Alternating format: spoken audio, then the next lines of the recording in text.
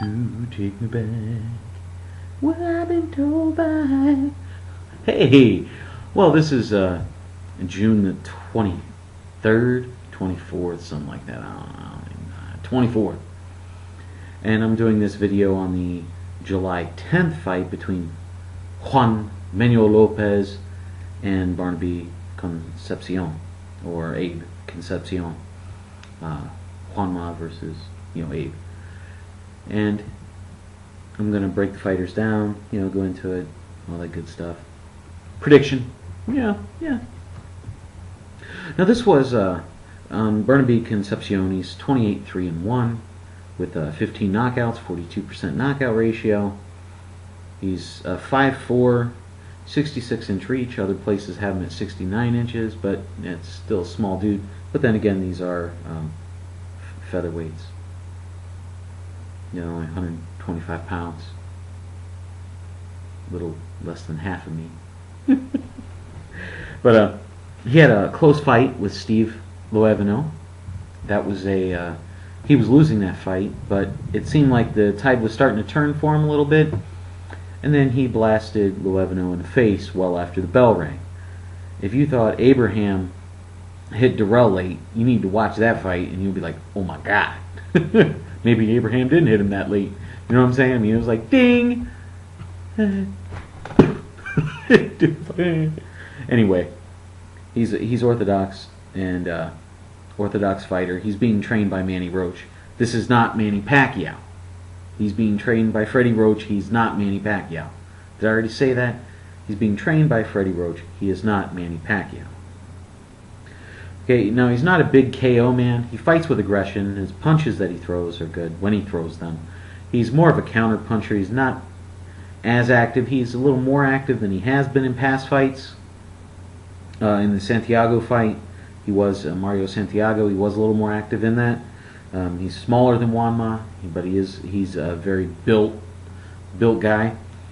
He's quick and he throws, as I said, throws with aggression. He struggles with fighters that fight him on the outside, though. This is not a guy that can really deal with length very well. He can get inside, but he's not a massive inside fighter. He drops his hands when he dips down. Every time he dips down, his hands drop. He's here, he dips, he drops his hands. He's here. Watch the fights, you'll see what I'm talking about. He can be timed, and when you do start throwing on him, he moves straight back. So these are things that are not too good. Now he does have a nice right hand when he does decide to throw it. His defense is okay. It's not that great. Good shots can get in on him, and he does tend to get wild when he's throwing his own shots. And if there was one thing to question on him, because a lot of his fights haven't, I mean, it went the distance, but there weren't like long distance fights, if that makes any sense. The 10 rounders, 12 rounders hasn't got a ton of them under his belt to where he's went the distance in them. So it's stamina comes into question, and you really need to look at that Santiago fight in the 10th round, and before you make any rash decisions. You know what I'm saying? That's something I would definitely check out on. Good fighter. He's a very good fighter. He's ranked in the top 10 in the featherweight division, and number 9, I believe. So he's a decent fighter, and he's definitely got a lot of potential. He's only 22 years old. Did I mention that? Yeah, he's only 22. Turned pro at 16. These Filipino fighters are kind of like the Mexican fighters. As soon as they can walk, they put gloves on, and then as soon as they can talk, they're telling you, hey man, I want to fight in the flyweight division. That kind of thing. So, kudos to them for starting so young.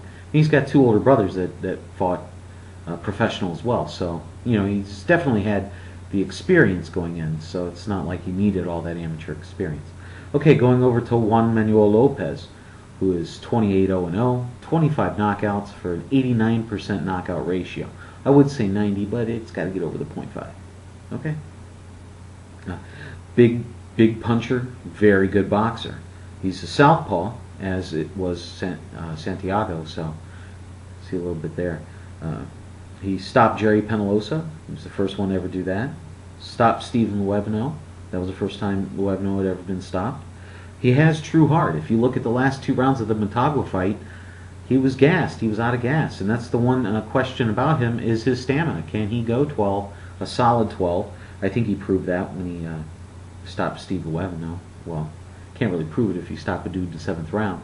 But you see what I'm saying. He has the whole package. He has the speed. He has the combos. He can work the body. He has all the punches and the power. So he works the body and he gets you out of there when he senses you're hurt. He can apply the pressure. He can get in and get out. He lands his punches. He's a decent counter puncher. And he's learned from the Motagua fight that you don't have to KO everybody. You don't have to push it. You don't have to go for it.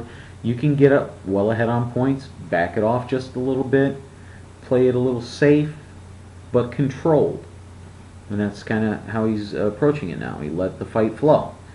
And as I said, the only question is his stamina. Now, going in against both these, both fighters, when you look at the records, you look at who they fought and stuff like that, and I would be more apt to say that JuanMa has fought the better fighters. His resume is better.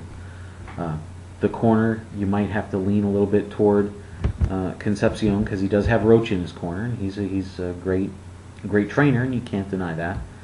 But as I said earlier in the video, this isn't Manny Pacquiao.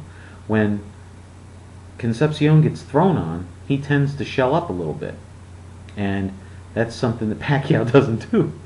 You see what I'm saying? So he can be controlled by a stronger offense. As I said, he's not as active as JuanMa is, by no means.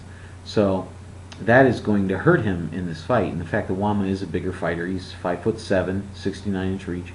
So in fact, he's taller. You can keep him at range and stuff like that, and drop those bombs on him. Those are going to have a bigger effect on him. Power tends to change someone's offensive game plan. You know, you can go in there with the hard head until you get touched a couple times, and then it changes things up.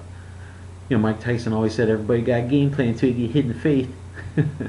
So, what do I think on this? I think JuanMa does what Santiago failed to do, and that is stop Concepcion in the 10th round.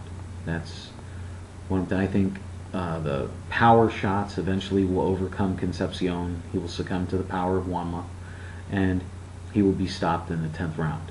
That's my prediction. All right? Well, hey, is a comment, rate, subscribe. Click the link right in here somewhere for the, you know, the box thingy. You know, to see more of my vids. All right? Well, hey, this is Bigragu. Are we done? Can I stop now? Is it okay? All right. I'm out.